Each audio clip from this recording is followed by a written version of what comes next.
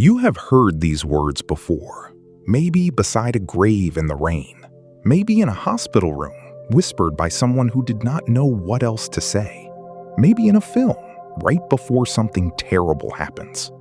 The Lord is my shepherd. 6 words so gentle, so familiar, that we treat them like a lullaby, a pretty poem for sad days. But the man who wrote them was no gentle poet in a quiet study. He was a warrior, a fugitive with a price on his head, a king betrayed by his own son. He wrote these calm words with a lifetime of blood and fear behind them. This is the true story behind those words. Before he was a king, before he was a legend, David was the boy nobody thought about. He was the youngest of 8 brothers in a small town called Bethlehem, about 1,000 years before Jesus would be born on those same hills. In a world that prized the eldest son, the strongest arm, the loudest voice, David was the afterthought. When important guests came, he was not even called in from the field. He was left where a forgotten boy belonged, outside in the dirt with the sheep. And here is the part we romanticize and get completely wrong.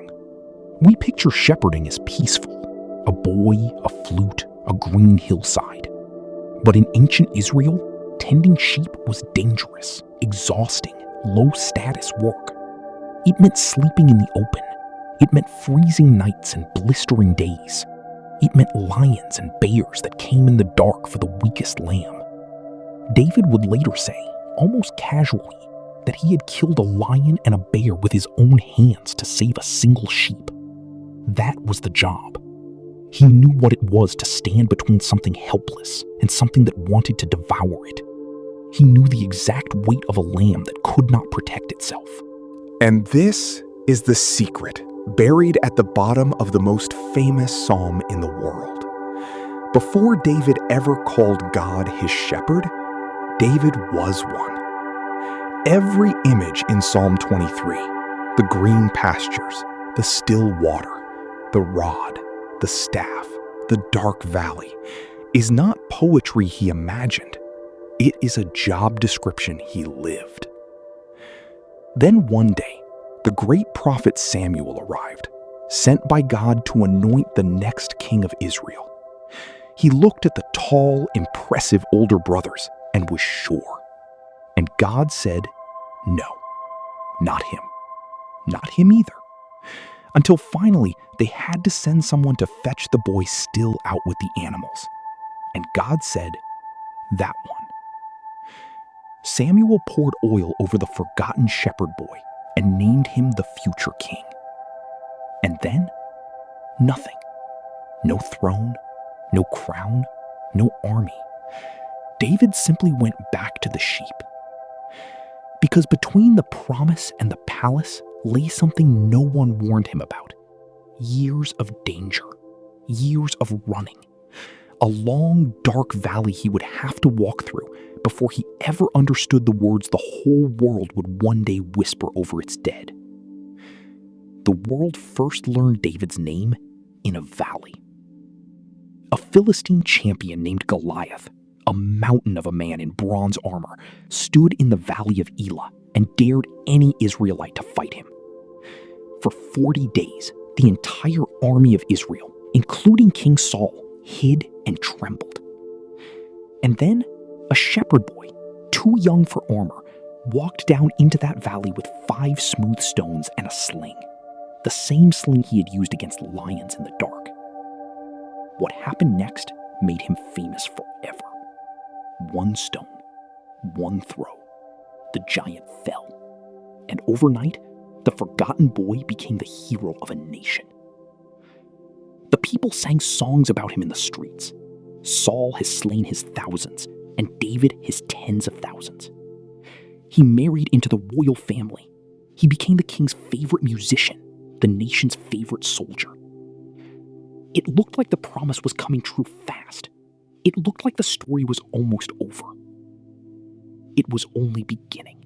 Because there was a man listening to those songs who could not bear them, King Saul. Every cheer for David felt like a theft to Saul. The king began to look at the young hero not as a son, but as a rival. And one day, while David was playing music to soothe him, Saul picked up a spear and hurled it at the boy's head. David dodged, and in that instant, his whole life changed. The palace became a trap. The hero became a target. The man who had killed a giant to save his people now had to run from the very king he served to save himself. And here is where the real story of Psalm 23 begins. Not in a palace, in the wilderness. For years, David lived as a fugitive in the wilderness of Judea. And you have to understand what that land is like. It is not soft. It is a maze of scorched canyons and shadowed gorges, of cliffs and caves and dry riverbeds, where the sun disappears and the temperature drops, and a man can vanish. In Hebrew, one of those places was called the Valley of Deep Shadow, the Valley of the Shadow of Death. David did not read about that valley. He slept in it. He hid in its caves. He heard Saul's soldiers hunting for him in the dark, 3,000 of them, sent to run him down like an animal. Do you see the terrible reversal? The shepherd had become the hunted. The boy who once stood between the flock and the lion was now the one being chased through the dark by something that wanted to devour him. And out there, stripped of his crown before he ever wore it, stripped of safety, stripped of everything but his own fear, David learned the one lesson that no palace could ever teach him. He learned what it feels like to be a sheep. The man who wrote "The Lord is my shepherd" only wrote it because he first spent years being the terrified, hunted, defenseless sheep himself. And then came the moment that tells you exactly what kind of man the wilderness was making. One day, Saul, the king hunting him, wandered alone into the very cave where David and his men were hiding. There he was, vulnerable, unarmed, the man who had thrown a spear at David's head, who had spent years trying to kill him. David's men whispered the obvious. "This is it. God has handed your enemy to you. End it." David crept forward in the dark. He was close enough to kill. And instead, he cut off a corner of Saul's robe and let him walk out alive. He would not take the throne by murder. He would not become the lion he had once fought. He chose to wait for God to keep the promise rather than seize it with blood. And in doing so, David learned to set a table of peace in the presence of the very man who wanted him dead. Hold on to that image. A table in the presence of my enemies. It is not a metaphor David dreamed up. It is a night he survived. Eventually, Saul fell in battle, and the long wait ended. The shepherd finally became the king. David united the nation. He captured Jerusalem and made it his city. He danced in the streets before God with everything he had. For the first time, the promise made to a forgotten boy in a field had fully, gloriously come true. And if the story ended there, Psalm 23 would only be half true. It would be a song about a happy ending. But David's life was not done teaching him about the valley. Because the deepest wound of David's life did not come from a giant, or from Saul, or from any enemy outside his walls. It came from his own house, from his own son. The boy who had survived lions, giants, and a jealous king was about to face the one valley he never saw coming: betrayal by the person he loved most. And it is out of that darkness, not the sunshine of the palace, that the calmest words ever written would finally come. His name was Absalom, David's own son, handsome, beloved, ambitious. And over time, quietly, Absalom stole the hearts of the people and turned them against his father. He declared himself king, and he raised an army to hunt down and kill the man who had given him life.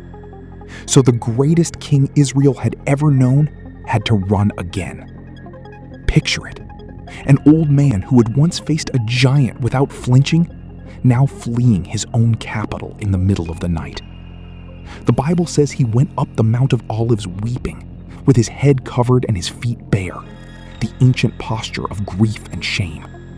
And as he passed, a man ran alongside him throwing stones and curses, screaming that David deserved every bit of it. And where did that road lead? Down, out of the city, down through a dark ravine, across a valley, and up into the wilderness on the other side. The wilderness, again.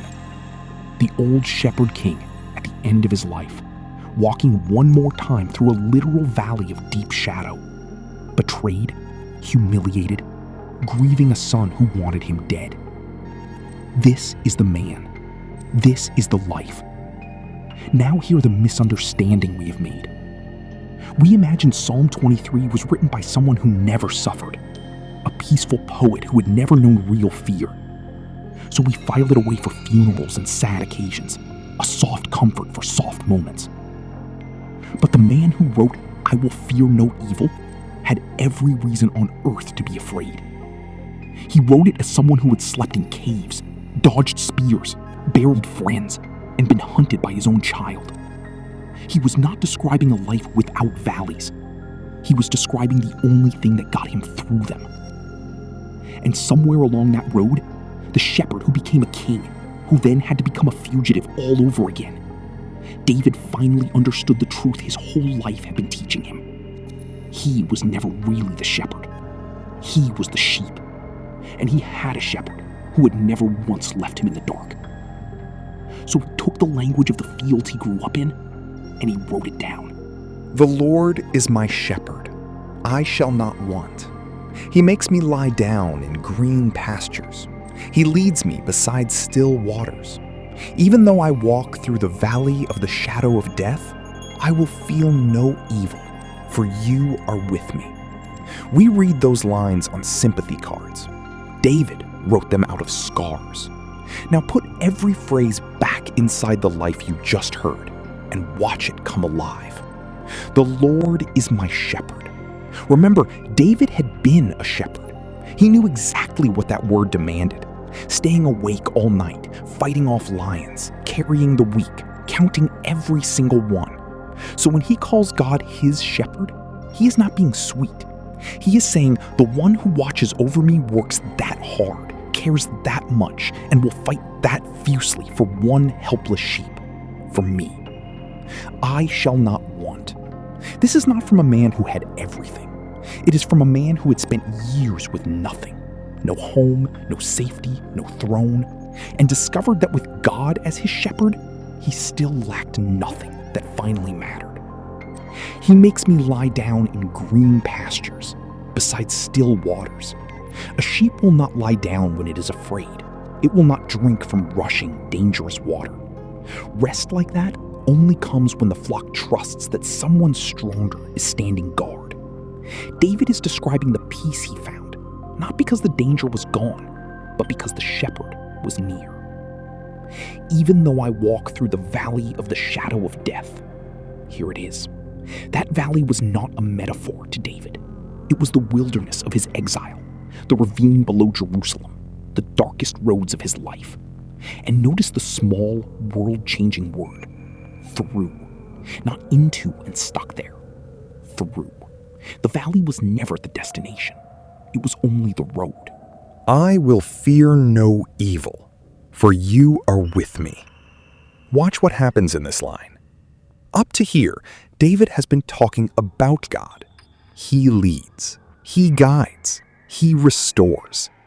But in the darkest sentence, David stops talking about God and starts talking to him. You are with me. In the valley, God stops being a subject and becomes a presence. That is the whole secret. The comfort was never the absence of the dark. It was the company inside it. You prepare a table before me in the presence of my enemies. Remember the cave. Remember Saul. David had literally sat down in peace while surrounded by people who wanted him dead. He knew you could be fed and safe and unshaken, right in the middle of the threat. And here is where we finally clear up the great misunderstanding. We turn Psalm 23 into a soft poem for the end of life, but David wrote it as a battle cry for the middle of life, for the valley you are walking through right now. It was never meant only for the dying. It was written by a man who had to survive again and again and needed something true enough to stand on when everything else fell. It is not a lullaby. It is the calm voice of a man who had walked through the worst the world could do and found he was never, not for one step, walking through it alone. Maybe you are in a valley right now. Maybe it is grief. Maybe it is fear you cannot say out loud. Maybe, like David, the wound came from inside your own home, from the person you trusted most. And maybe you have been told, gently, that you should be past it by now, that you should feel peaceful, and you just don't. Hear the good news hidden inside the most familiar poem in the world. The man who wrote "I will fear no evil" was terrified more times than you will ever know. He did not write those words because he had no valley. He wrote them because he had learned who was walking with him through it. The peace of Psalm 23 was never the promise that the darkness would not come. It was the promise that you would not be left alone in it. And you don't have to be strong enough to feel it. You don't have to understand it all or have your faith perfectly figured out. David didn't. He was just a hunted, exhausted, grieving man who turned in the dark and found he was not by himself. The valley is real. The shadow is real. But look at the small word again. You are walking through it. It has another side. And the shepherd who watches over you has stayed awake through every night of your life, counting you, carrying you, refusing to lose you. You are not as alone as you feel tonight. And this valley, like every valley before it, is a road, not a home. So the next time you hear it, at a graveside, in a quiet room, in the hardest week of your life, don't hear a soft little poem. Hear the voice of a shepherd boy who became a king, who walked through more valleys than most of us ever will, and who wrote these words not because life was gentle, but because his shepherd never left. The Lord is my shepherd. That includes you, right where you are tonight. If this story reached you, if it made an old familiar verse feel new again, take 1 second to like this video and subscribe. It genuinely helps these stories find the people who need them tonight. And stay with me, because before David ever wrote a psalm, he walked alone into a valley to face a giant no one else would fight, armed with almost nothing and 5 simple words. The battle is the Lord's. There is a true story behind those words too. I'll see you in the next one.